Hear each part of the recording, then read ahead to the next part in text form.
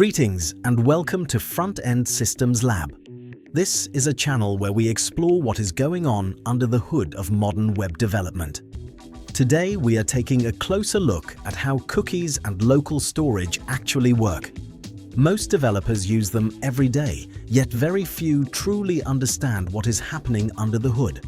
They store tokens, they store preferences, they store sessions, but at a fundamental level, these systems are often misunderstood, and that gap in understanding is exactly where vulnerabilities begin. Let us start with cookies.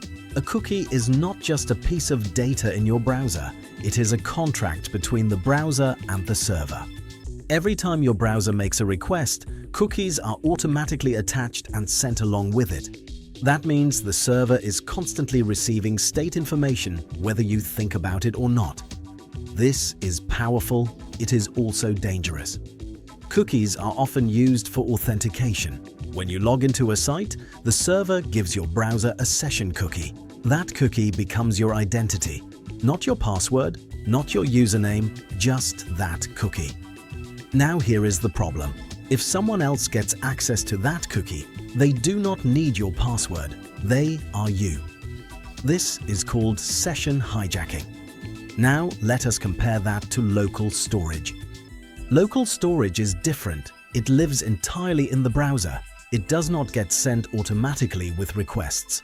It is just a key value store that JavaScript can read and write to at any time. This makes it simple, fast, easy to use, and extremely vulnerable if you are not careful. Because local storage is fully accessible from JavaScript, any script running on your page can read it, including malicious scripts. This is where cross-site scripting comes in. If an attacker injects JavaScript into your page, they can read everything in local storage. Tokens, user data, anything you put there. So now you have two systems. Cookies are automatically sent but can be protected with flags like HTTP only and secure.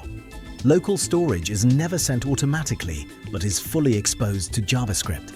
And here is where most developers make a critical mistake. They store authentication tokens in local storage because it feels easier. No automatic sending, no complexity. Just grab the token and attach it manually to requests.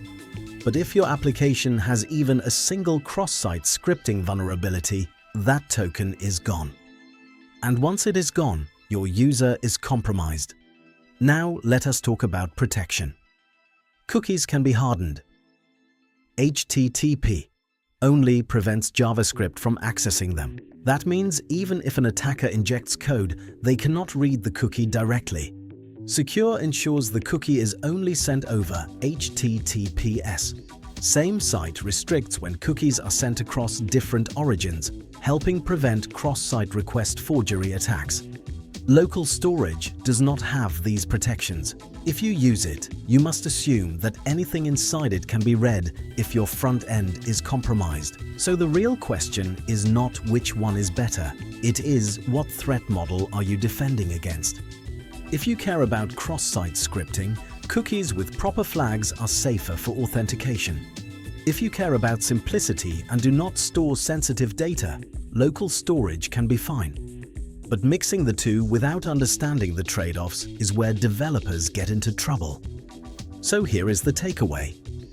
Cookies are tied to the network layer. They move with every request. Local storage is tied to the JavaScript runtime. It lives entirely in your front end.